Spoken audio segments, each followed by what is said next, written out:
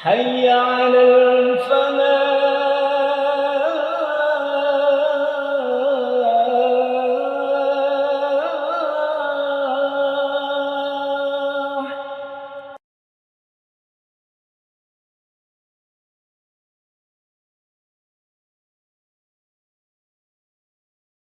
Bismillahirrahmanirrahim. Assalamualaikum warahmatullahi wabarakatuh. Innal hamdalillah nahmaduhu wa nasta'inuhu wa nastaghfiruh wa na'udzu billahi min shururi anfusina wa min sayyiati a'malina. May yahdihillahu fala mudilla lahu wa may yudlil falan tajida lahu waliyan mursyida. Asyhadu an la ilaha illallah wa asyhadu anna Muhammadan 'abduhu wa rasuluh. Allahumma salli wa sallim wa barik wa karim ala nabil karim Sayyidina Muhammad wa ala alihi wa sahbihi ajma'in. Allahumma rzuqna al-ikhlas wa sidqa bil qawli wal amal. Rabbi syrah li sadri wa yassir li amri wa hlul 'uqdatam min lisani yafqahu qawli, amma ba'd. Jamaah Masjid Al-Falah yang Allah Subhanahu wa taala, mari bersama-sama kita bersyukur pada Allah Subhanahu wa taala. Alhamdulillah, hari ini Allah SWT masih terus memberikan kita kesempatan, ruang, media, dan keluangan untuk kemudian kita bisa gunakan semua itu, fasilitas pemberian Allah untuk menunjang iman dan takwa kita kepada Allah Subhanahu wa taala. Selawat serta salam mari bersama-sama kita curahkan pada junjungan Nabi Muhammad sallallahu alaihi wasallam. Allahumma shalli wa sallim wa barik alaihi. Jemaah sekalian Allah SWT, kita masih pada bab kita, bab tentang algoritma kehidupan, bab yang mengkaji seputar konsep hidup, bagaimana kita kemudian diciptakan oleh Allah Subhanahu wa taala sebagai makhluk yang bernama manusia ini. Kita susun semuanya, mapping kerja kita dari awal kita mendeklarasikan iman kita, bahkan sejak kemudian kita belum keluar dari ibu kita, rahim ibu kita, kita masih sudah berikrar kepada Allah Subhanahu wa taala. Baru kemudian Allah katakan, wallahu akhrajakum min butuni ummahatikum la ta'lamuna syai'a. Kita hidup itu memang awalnya enggak tahu apa-apa jemaah sekalian. Baru kemudian kita dikasih fasilitas-fasilitas seputar panca indera, pendengarankah, alat untuk melihat, mata, absar, wal afidah, bahkan sampai sanubari atau hati yang kemudian kita gunakan untuk menerjemahkan mana yang benar dan mana yang salah. Kita hidup dengan fitur-fitur itu. Algoritma kehidupan jemaah sekalian juga mengkaji tentang apa tujuan di balik kita kemudian diciptakan. Apa tujuan? Kemana arahnya? Kita bermuara di mana sih? Nah, itu algoritma kehidupan jemaah sekalian.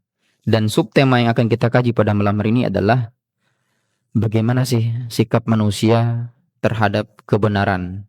Jadi jemaah sekalian, jadi kalau kita menilik kembali, kita masuk atau kita keluar, kita keluar dari rahim ibu kita, itu Allah SWT langsung memberikan arti bahwa yang benar itu benar, yang salah itu salah. Fokus kita pada malam hari ini jemaah sekalian adalah kebenaran. Kebenaran yang akan kita kaji malam ini adalah kebenaran yang hakiki, yang dalam hal ini adalah kebenaran dari Allah Subhanahu wa taala. Dan dalam kebenaran itu enggak semua menganggap benar itu ternyata benar, enggak semua. Terlebih kalau kita berbicara masalah kebenaran ini kadang malah multi tafsir gitu. Jadi benar menurut orang ternyata salah juga gitu. Kadang kita sudah melakukan yang semaksimal mungkin, ternyata penilaiannya adalah di bab yang lain lagi gitu. Jadi itu umum, secara umum ya pasti. Cuma kalau masalah hakiki dalam hal ini adalah Al-Quran, maka tidak ada keraguan padanya. La raiba fihi. Bahkan yang ada dalam Al-Quran itu adalah apa? Fihi hudan lil muttaqin. Jemaah sekalian ta'ala, jadi ada dua orang atau dua kalangan, ada dua golongan. Kalau dia kemudian persembahkan atau dihadapkan dengan namanya kebenaran itu, yang pertama adalah ada pihak yang membenarkan kebenaran itu atau pihak yang dalam hal ini adalah menerima. Satu. Ada lagi golongan orang kalau kemudian dihadapkan dengan kebenaran maka dia menolak. Ini adalah golongan kedua dan ini akan kita kaji pada materi kita dalam hari ini. Kita akan masuk jemaah sekalian, kita akan coba membahas, mengkaji dan mentadabburi firman Allah Subhanahu wa taala. Kita akan mengutip di surah Al-Isra. Surah Al-Isra. Kita mulai dari ayat 82 sampai seterusnya insyaallah. Pelan-pelan sambil kita mengingat waktu ya jemaah sekalian. Surah Al-Isra ayat 82. Monggo jemaah sekalian yang punya mushaf dibuka biar apa? Biar nyambung. Jadi lebih enak jemaah sekalian kalau kita kemudian mentadaburi, mengkaji Al-Qur'an itu harus langsung melihat mushafnya, minimal mushafnya atau di HP panjenengan. Monggo. Surah Al-Isra ayat 82. Ini adalah tentang sikap manusia itu dihadapi dengan kebenaran. Kebenaran. Bismillahirrahmanirrahim. Saya akan bacakan ayatnya jemaah sekalian. Qala Allah Ta'ala, a'udzu billahi minasyaitonir rajim. Bismillahirrahmanirrahim. Wa nunazzilu minal Qur'ani ma huwa shifaa'un wa rahmatun lil mu'minin. ولا يزيد الظالمين إلا خسارا وإذا أنعمنا على الإنسان أعرض ونأى بجانبه وإذا مسه الشر كان يئوسا قل كل يعمل على شاكلته فَرَبُّكُمْ أَعْلَمُ بِمَنْ هُوَ أَهْدَى سَبِيلًا. Artinya jemaah sekalian, ayat 82, dan kami turunkan Al-Quran itu ma huwa syifa, yang merupakan syifa, penawar, obat, warahmah, dan juga menjadi rahmat lil mu'minin, bagi orang-orang yang beriman. Wala yaziduz zalimin, dan tidak akan bertambah bagi orang-orang zalim itu illa khusara, kecuali yang bertambah hanyalah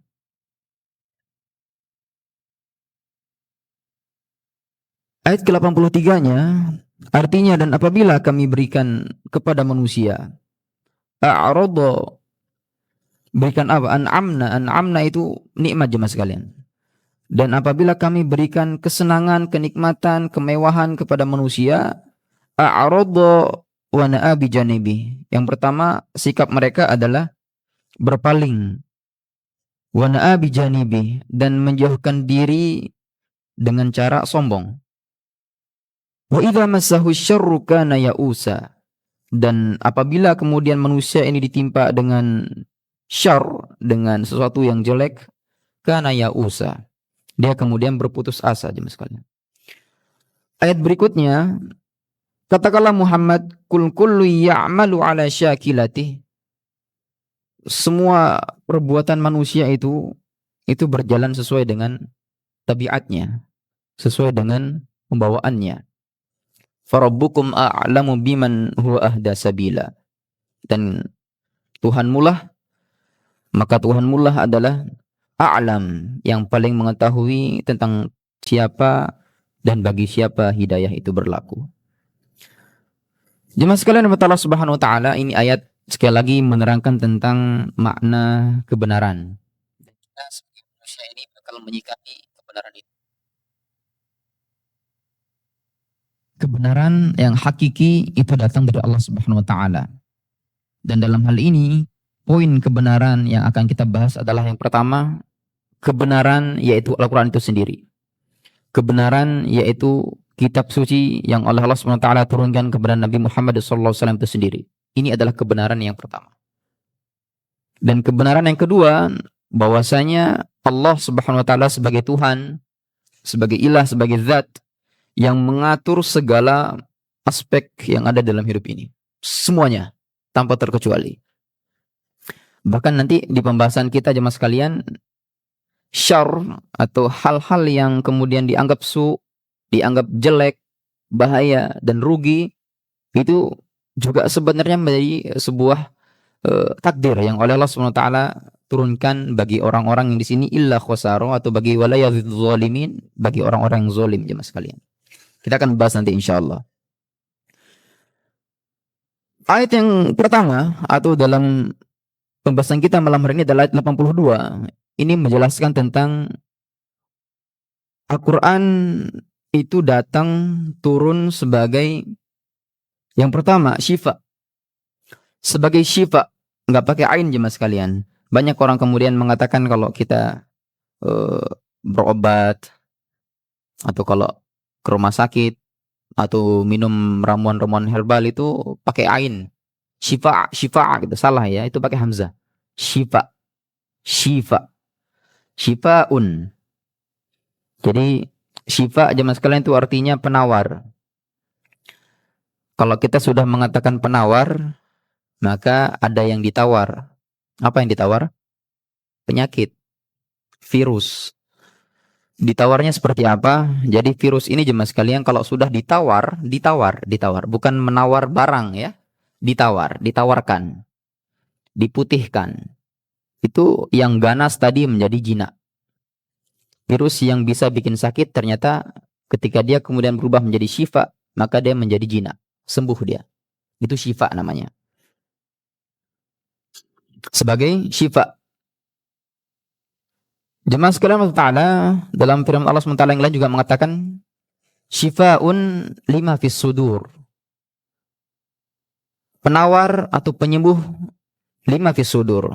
Dalam sanubari, sudur. Hati.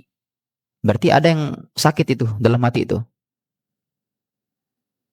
Syifa dalam konteks umum, mungkin dalam ilmu medis jemaah sekalian, penyakit-penyakit kulit, penyakit mata, penyakit tulang dan seterusnya. Ini bisa dikatakan syifa. Al-Quran itu makanya jadi ruqyah. Teman-teman yang kalau kemudian sering Allah izinkan bolak-balik Haramain itu, justru kalau kita ketemu sama orang Arab itu, kalau mereka nih biasanya kalau sakit apapun itu ambil air putih itu, bacakan doa aja langsung sebelum apa ke medis. Itu dulu tuh ikhtiarnya. Atau kalau kita kemudian di negara kita di Indonesia ini biasanya kalau orang-orang khutmil Quran, lagi teman-teman penghafal Quran nih kalau lagi khotaman, itu kadang nyediain apa tuh? Air. Bahkan sampai bawa galon tuh. Bukan bawa tandon, galon. Jadi galonnya itu dibawa tuh. Buat apa? Ambil berkah dari apa yang kita mau dibaca itu. Betul. Nah ini yang akan kita bacakan ini nih. Pertama fungsi Al-Quran yang pertama adalah syifa tadi itu. Jadi ini adalah wasilah yang pertama sebagai penyembuh terhadap penyakit-penyakit yang secara fisik mungkin bisa kita lihat. Kayak tadi saya bilang itu kulit, penyakit mata, dan hal-hal yang mungkin bisa dilihat. Kemudian yang kedua, syifa lima fis sudur. Al-Quran juga bisa menjadi penawar penyembuh bagi penyakit-penyakit dalam. Dan ini kadang tidak bisa dilihat jemaah sekalian. Bahkan tidak bisa dilihat. Orang kelihatan soleh, ternyata dia nggak soleh itu. Orang kelihatan baik, ternyata dalam hatinya mendem itu. Luar biasa penyakit hati ini. Bahkan ini lebih parah lagi, bahkan lebih ganas lagi daripada penyakit yang bisa dilihat. Penyakit fisik. Penyakit hati sombong, penyakit hati apa? Iri, dengki, hasad, riya, ujub, sum'ah. Munafik, nifaq. Ini dalam hati nih. Bagaimana kemudian Al-Quran itu menyembuhkan penyakit-penyakit dalam hati ini? Bagaimana caranya? Ngaji jemaah sekalian. Ngaji. Jadi kadang ada orang bertanya, saya bahkan sering sekali dapat pertanyaan seperti ini. Ustaz, gimana caranya biar bisa ngapal Al-Quran? Ngaji. Kan gitu tuh. Gimana caranya biar lancar hafalannya? Ngaji. Gimana caranya bisa baca Quran? Ngaji. Udah, selesai. Orang itu nggak akan mungkin nyampe ke derajat mungkin lancar hafalannya kalau nggak ngaji itu. Orang penghafal Quran nggak mungkin dia kemudian masuk ke makom penghafal Quran itu, bahkan sampai ahlullah wa khosotuh itu, sebagai orang yang dispesialkan oleh Allah SWT itu. Kalau nggak apa? Ngaji. Sudah selesai jemaah sekalian. Intinya ngaji. Dan syifa'ul lima fis sudur ini jemaah sekalian, kalau kemudian kita ngaji, ternyata dalam kita ngaji itu, saya paling sering memberikan anjuran, kalau ngaji, kalau usahakan jemaah sekalian pakai terjemahan. Gak usah malu. Gak usah gengsi. Ngaji itu, kalau bisa download Quran itu dia aplikasi HP yang ada terjemahannya. Biar kenapa? Belajar. Paling tidak kalau kita ngaji itu ditanya, apa sih yang bisa kita dapat dari apa yang kita baca itu? Poin apa tuh? Pelajaran apa tuh? Hikmah apa di balik apa yang kita baca barusan? Paling tidak ada satu poin, satu hikmah yang kemudian kita bisa pakai dalam kehidupan kita jemaah sekalian. Kalau bisa, dan itu sangat dianjurkan jemaah sekalian kalau ngaji, pakai yang ada terjemahannya. Minimal, saya nggak bilang tafsir, saya nggak bilang tadabbur, nggak. Terjemahan dulu. Karena ini adalah ruang atau pintu pertama untuk kemudian kita bisa ke pintu-pintu yang lain, bahkan sampai ke khusyuk tadi itu. Orang kalau khusyuk itu bukan karena dia pintar tafsir, bukan. Khusyuk itu banyak sekali. Bahkan ada orang khusyuk itu karena suara imamnya kan. Lagu imamnya itu. Ada juga karena kebanyakan utang tuh.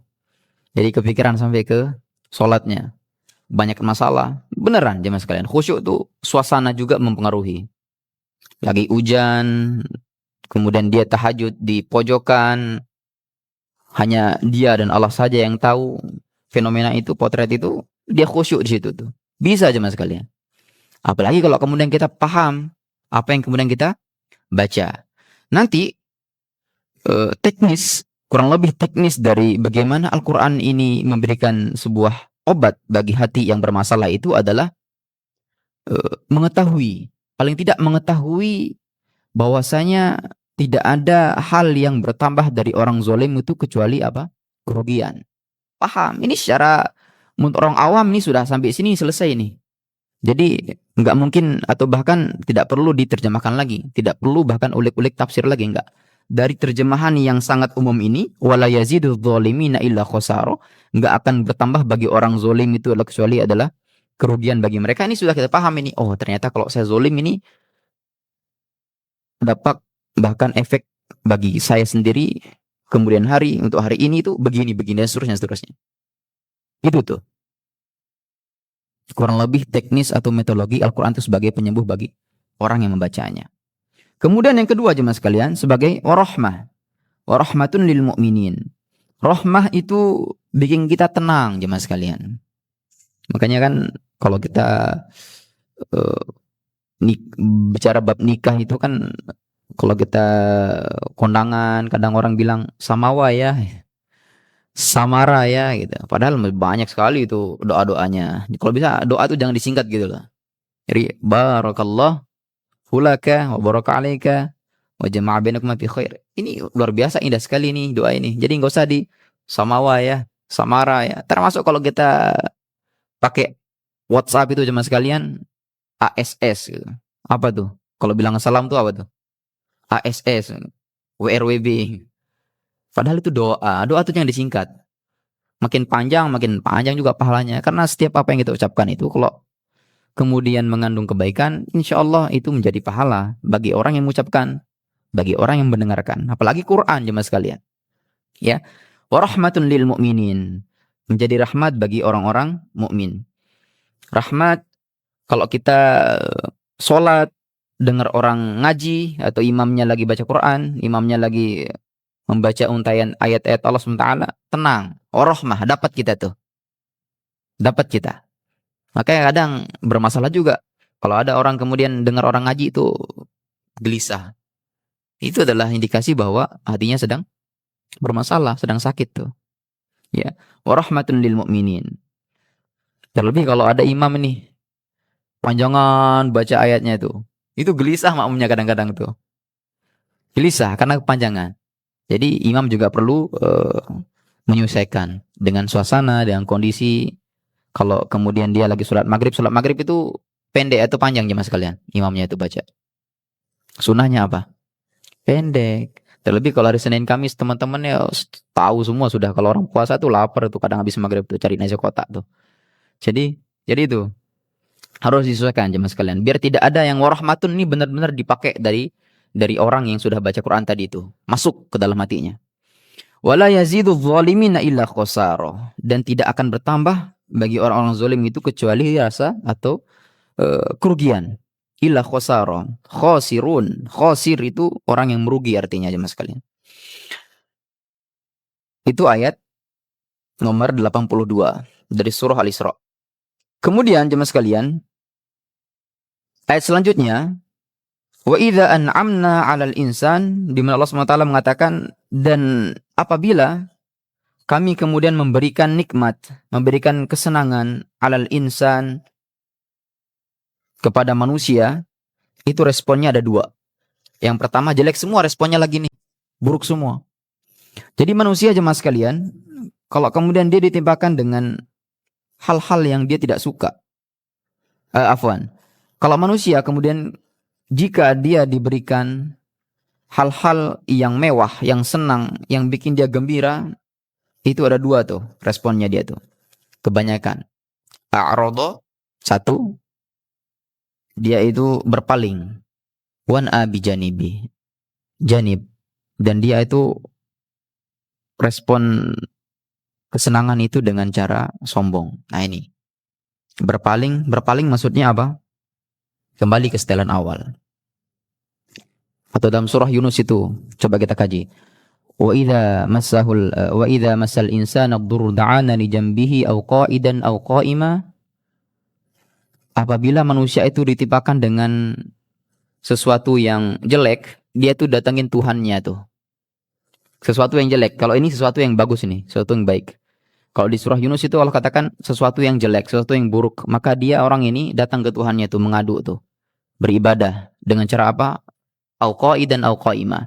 Dia bisa saja datang berduduk dengan cara duduk, dia bisa datang kepada Tuhannya beribadah dengan cara berdiri, bahkan dengan cara tidur, terserah. Yang penting dia ingat Tuhannya seketika itu. Akan tapi potret yang terjadi dalam surah Yunus itu Allah gambarkan falamma kasyafna anhu durrahu marra ka'an lam yad'una ilaihi durrim massa. Jadi ketika dia kemudian setelah dihilangin bahayanya itu, kejelekan dari yang dia dapati itu, Allah hilangkan semua kesusahan, kegundahan. Allah lunasi semua hutang piutangnya. Allah hilangkan semua masalah problematik dalam rumah tangganya, dalam kantornya, dalam kelasnya, sekolahnya, semuanya. Dia lupa tuh. Marraka alam yad'una ila durrim massa. Ternyata dia kembali ke setelan awal. Yang tadi itu, dia bermaksiat lagi. Dia kafir lagi.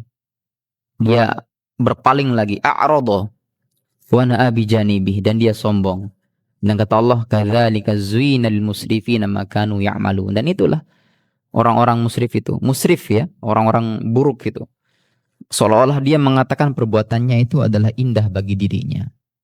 Ternyata itu buruk jemaah sekalian. Wa na'a bijanibih, dan dia sombong. Sombong. Berarti ini apa? Termasuk apa? Penyakit hati. Berarti preventifnya apa? Kembali ke ayat yang tadi itu, 82 tadi itu. Ngaji. Al-Quran itu jemaah sekalian, kalau kita melihat kodifikasi cara penyusunan Al-Quran ini secara konsep, itu seringkali kita kemudian dapati ayat-ayat yang muqarronah itu. Ayat-ayat perbandingan. Jadi kadang Allah SWT memberikan potret kehidupan A atau golongan A, dalam hal ini golongan kafir, plus balasan dan apa yang kemudian orang kafir ini dapatkan nanti di akhirat. Setelah itu dibandingkan dengan golongan B, golongan mukmin, dan apa yang akan golongan mukmin nanti dapatkan di akhirat.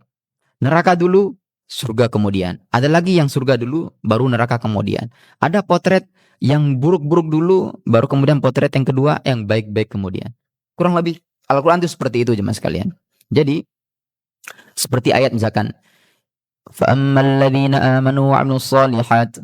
Nanti sebelumnya atau setelahnya wa amalladzina kafaru yang dibaca sama Ustaz Anjani tadi itu pas imam maghrib itu fa amalladzina stankafu wastakbaru, orang sombong dulu nih disebutin. Baru kemudian wa amalladzina amilus sholihat, baru kemudian orang-orang yang enggak sombong, kebalikannya orang-orang beriman dan beramal soleh. Kurang lebih Al-Qur'an itu banyak sekali potret-potret yang menggambarkan seperti itu. Itu muqaranah, ayat-ayat perbandingan. Sama. Jadi kalau kita lihat secara teori atau secara konsep, sebelumnya Al-Qur'an itu menjelaskan bahwa ada obat di belakangnya.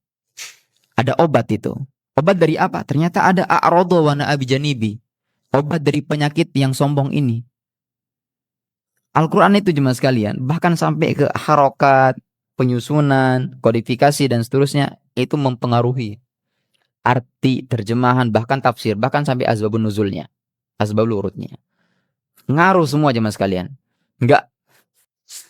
Bukan sebuah pasti ada hikmah gitu loh. Pasti ada pelajaran dari setiap penyusunan Al-Quran itu sendiri. Wa idza massahu syarru kana ya'usa.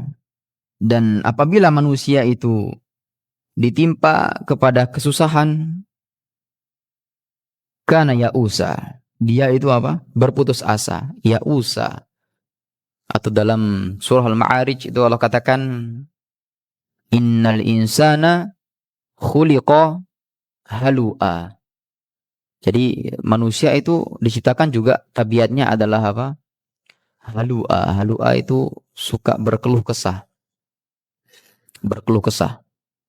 Idza massahu syarru jazu'a. Wa idza massahul khairu manu'a. Jadi hampir sama aja mas kalian. Surah Yunus, surah Al-Isra, dan surah Al-Ma'arij itu hampir sama. Manusia itu digambarkan punya tabiat. Kalau dikasih kebenaran, dikasih kesenangan, dikasih kemudaratan, kesusahan, begini-begini responnya. Ada semua Allah gambarkan. Idza massahu syarru jazu'a. Dia kalau kemudian ditimpakan sesuatu yang syarr, itu dia apa? Berputus asa. Dia suka mengeluh. Wa idza massahul khairu manu'a. Kalau kemudian dia dikasih kelapangan, kesenangan, manu'a. Manu'a itu pelit, kikir. Pokoknya konotasinya jelek. Tidak berbanding lurus dengan apa yang harusnya diberikan. Bertolak belakang semua. Tidak sejalan jemaah sekalian. Sekarang negeri kita juga lagi diuji sama Allah ini. Jadi luar biasa. Semua aspek itu kena jemaah sekalian. Mau bagaimana lagi, mau bagaimanapun kita melihat, melirik, menelusuri, mengkaji. Setiap ruang itu kayaknya ada aja masalah di negeri kita ini. Makanya saya bahkan kalau kita melihat secara tazkiyah nafas, ilmu tazkiyah, artinya begini. Kalau kita kesandung tuh pasti ada sesuatu sebelumnya. Kalau kita kejedot kepala, pintu, sendal, hilang, apa segala macam itu pasti ada sesuatu yang kita perbuat. Dan itu pasti jelek tuh. Itu bukan semerta-merta Allah kasih ini, bukan. Betul-betul kadang itu sebagai teguran tuh. Kalau kemudian kita melihat kondisi negara kita seperti ini, dan kita melihat balasan atau teguran itu ternyata luar biasa berefek. Bahkan ada yang langsung impactnya ke orang-orang yang terdekat. Bahkan orang yang gak salah pun kena tuh. Itu sangat wajar Allah begitu. Sangat cocok Allah kemudian berbuat seperti itu. Dan ini kebenaran yang kedua. Tadi yang kebenaran pertama itu adalah Al-Quran sebagai penyembuh, sebagai rahmat. Kebenaran kedua adalah Allah sebagai zat ilah yang mengatur segala semuanya. Apapun yang ada di bumi ini. Bahkan sampai tadi itu. Kalau kemudian ada orang meninggal gara-gara banjir bandang luar biasa itu, terus orang-orang di atas itu tidak mengatakan ini status bencana nasional dan seterusnya. Ini bahaya aja mas kalian. Dalam Islam, satu nyawa itu luar biasa ditanya itu satu nyawa tuh. Dipertanyakan. Kehilangan satu nyawa. Jangankan nyawa. Bahkan kalau hukum kisos, gigi copot itu boleh sebenarnya. Sebenarnya. Fasbir wa ma sabruka illa billah. Bersabar. Fasbir wa ma sabruka illa billah wa inna lahu khairul sabirin. Sebenarnya kalau kemudian kita diberikan sesuatu yang jelek dan kita kemudian sumpah seperti ini. Kita ketemu sama orang, terus orang itu menzolimi kita. Kita boleh sebenarnya berbuat hal yang sama dengan orang yang menzolimi kita. Boleh sebenarnya sekalian. Tapi ada pilihan yang lebih khair, yang lebih selamat. Wa inna lahu khairul sabirin tadi itu. Jadi dia kalau kemudian dibalas dengan zalim, dibalas dengan kejahatan yang sama, boleh saja. Tapi kalau kemudian kita sabar, ini pilihan terbaik ini.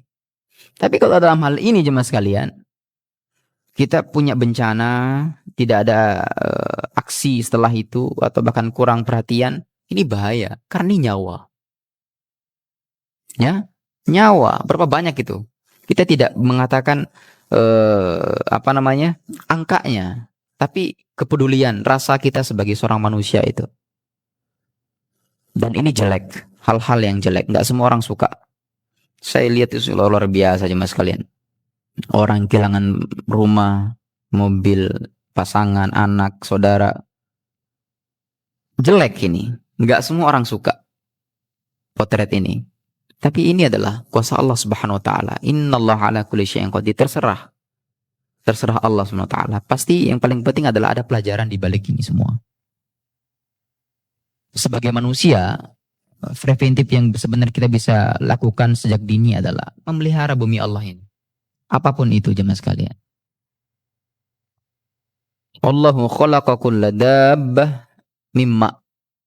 Jadi setiap Allah ini, setiap apa yang Allah ciptakan ini sebenarnya itu berasal dari apa? Air. Air ini luar biasa pemberian, hikmah Allah Subhanahu wa taala. Air ini menjadi alat untuk kita hidup, sumber kita hidup, sumber kehidupan. Tapi air bisa menjadi bencana bagi orang, bagi manusia. Banjir itu tadi, tsunami itu. Padahal ini adalah karunia Allah Subhanahu wa taala. Bisa itu. Dari air jemaah sekalian. Air ini luar biasa. Kalau nggak ada air nggak hidup kita jemaah sekalian. Ini adalah fasilitas nikmat yang harus kita syukuri dan harus kita jaga, lestarikan. Wa idza masyahu syarru kana ya'usa. Dan manusia itu sekali lagi kalau dia ditimpakan dengan sesuatu yang dia tidak suka, dia berputus asa. Putus asa. Putus asa nih kembali lagi nih. Ternyata penyakit hati juga putus asa itu. Tadi apa penyakit hati yang pertama? A'radha wa na'a bijanibi. Dia berpaling, bertolak belakang. Dia kemudian sombong. Sekarang nih apa? Ya usah. Berputus asa. La tayasu min rohillah kata Allah tuh. Jadi kalau bisa jangan bukan kalau bisa. Harus bisa. La tayasu min rohillah. Jangan berputus asa dari rahmat Allah Subhanahu wa taala. Anak-anak sekarang jemaah sekalian, anak muda terutama. Bahkan kasus-kasus, mohon maaf, bunuh diri, gantung diri, ini ya. Sekarang banyak itu dipotong videonya tuh. Karena kalau kita kemudian ucapin apa, hal-hal yang seperti tadi itu gitu ya. Karena apa? Mental putus asa itu luar biasa aja mas kalian. Ya sejak kurang ngaji, orang-orang itu kurang ngaji aja mas kalian. Tidak bisa, mau dipikir seawam mungkin, sebodoh mungkin, untuk mengakhiri nyawa dan gantung diri itu tidak ada pembenaran sama sekali. Tidak ada.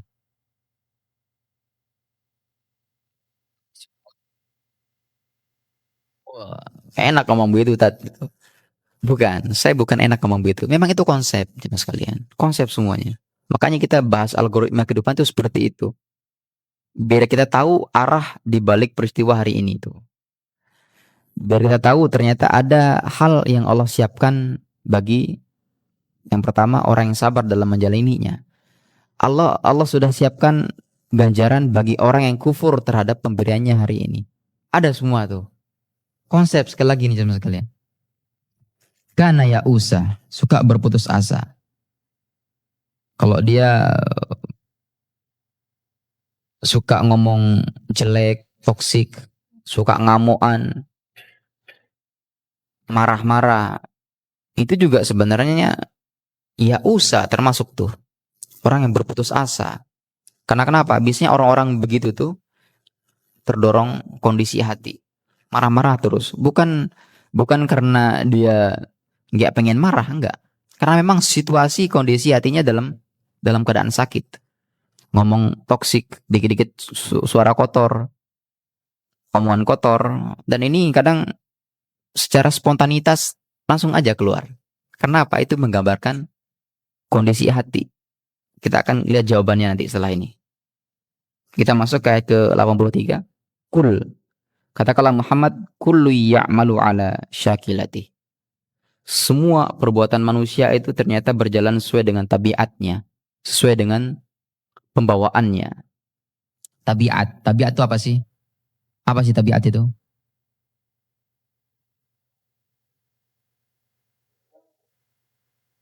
Apalagi? Tabiat itu pembawaan, pondasi, prinsip. Nah, kita pakai kata prinsip ya. Hal-hal yang sifatnya prinsipal. Jadi dibangun sedari awal. Bagaimana maksudnya? Jadi ada orang kemudian dibesarkan dalam lingkungan yang syar'i, yang lingkungan yang sehat secara agama, keluarganya agamis, kiri kanan depan belakangnya itu agamis. Ya, bisa dilihat output ataupun produk anak cucunya nanti bakal soleh juga tuh. Sebaliknya aja mas kalian. Orang kalau dibesarkan dalam lingkungan yang kotor dalam sudut pandang agama, ya bisa dilihat outputnya nanti bagaimana. Atau secara umum saja. Jadi orang kalau di pantai sama di pegunungan itu, daerah pegunungan sama daerah yang topografi pantai ya, itu nada ngomongnya beda itu. Kalau orang pantai itu justru teriak-teriak mereka tuh. Orang di mana di sini daerah pesisir tuh? Perhatikan saja. Ya malu ala syakilati. Dia tuh terbiasa dengan pembawaan tadi itu.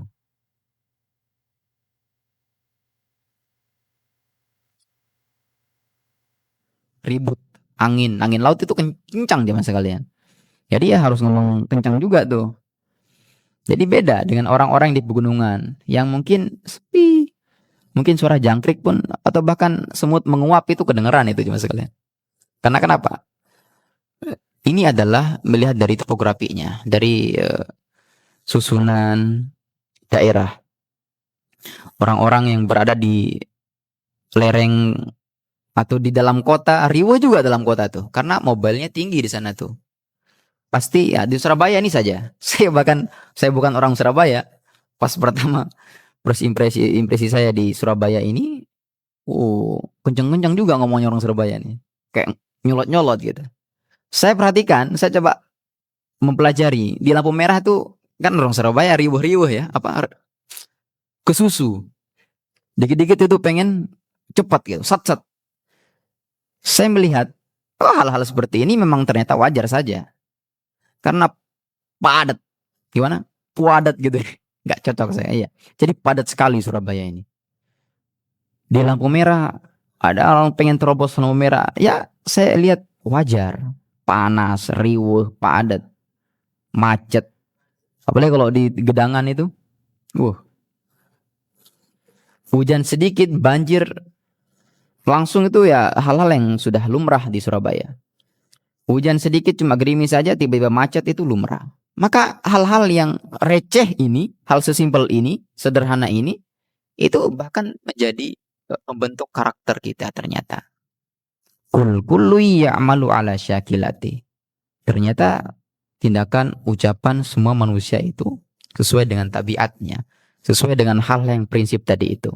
Dan sekarang tugas kita jemaah sekalian mencari itu, preventifnya adalah mencari lingkungan yang, kalau dalam hal ini kita bahas kajian kita hari ini, mencari lingkungan yang kondusif secara satu agama. Yang paling penting ini kita tahu dalam satu masjid itu muadzinnya kadang dia sekaligus imamnya tuh, Kadang dia yang iqomah, kadang dia yang azan. Bahkan kalau ada kajian, alhamdulillah, dia yang ngumumin juga. Kesian. Itu salah satu PR tuh bagi warga atau RT di sana tuh. Untuk apa? Untuk sama-sama memakmurkan. Imam tuh satu saja. Muazzinnya juga satu. Beda orang. Bukan sama-sama dirapel semua itu kerjaan. Mentang-mentang biar pahala saya makin banyak. Enggak. Keelok aja. Itu salah satu indikasi bahwa belum makmur masjidnya. Jadi itu satu. Secara agama. Bisa dilihat dari tolak ukur tadi itu. Kemudian kalau, dan biasanya ini hal-hal kita bisa dapati potret-potret ini tuh kalau di lingkungan perumahan biasanya. Karena secara lingkungan itu lebih kondusif, nggak terlalu berbaur dengan dunia luar. Kadang kalau kita pulang ketemu sudah sama sanak famili kita saja, nggak ketemu sama apa, nggak. Karena perumahan itu salah satu adalah karunia Allah untuk kita berkembang di situ tuh. Maka cari lingkungan perumahan yang memang di situ sama-sama bareng-bareng memakmurkan satu porosnya adalah masjid tuh. Kalau nggak ada masjid, nggak jalan. Atau kebanyakan masjid juga salah. Boleh banyak masjid, tapi jamaahnya gimana tuh? Di Lombok itu dikenal dengan apa? Sebutan Pulau Seribu Satu Masjid. Betul, Pak. Jadi per radius berapa meter itu dari masjid A ke masjid B, C, itu sudah banyak sekali itu masjid lagi. Banyak, Pak. Berjamur masjid di sana itu. Cuma itu tadi. PR-nya adalah orang yang mengisi masjid itu nggak ada. Yang jamaah di sana itu kurang sekali. Jadi PR-nya adalah bagaimana sama-sama mencari lingkungan yang benar-benar kondusif untuk membentuk karakter tadi itu.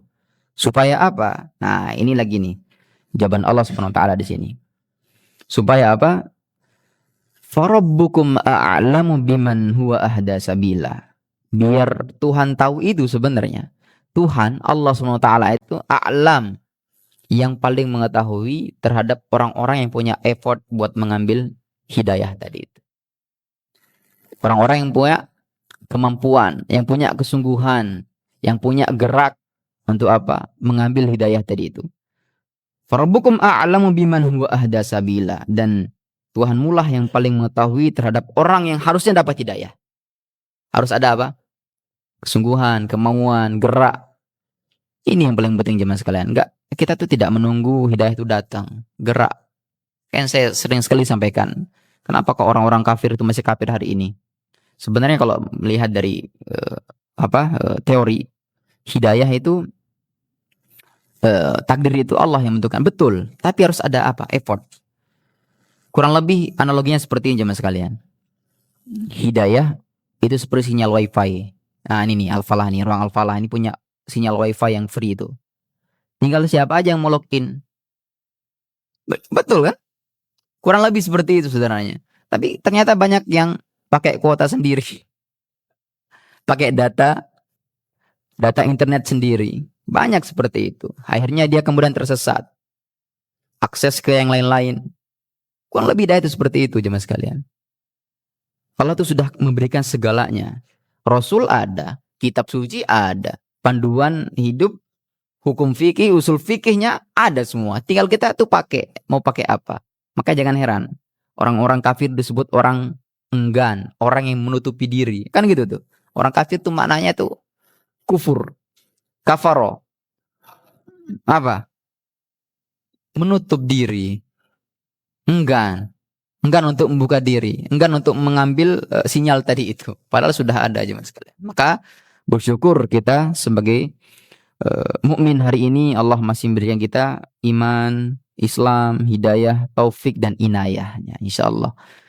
Saya kira itu jemaah sekalian pembahasan kita mengenai bagaimana ternyata sikap manusia itu terhadap adanya kebenaran. Apakah menolak ataupun menerima? Tinggal kita pilih nih tugas kita. Barakallahu fikum. Saya kira itu. Mari kita tutup talim kita dengan sama-sama baca doa kafatul majlis. Subhanakallahumma bihamdika asyhadu an la ilaha illa anta astaghfiruka wa atubu ilaik. Assalamualaikum warahmatullahi wabarakatuh.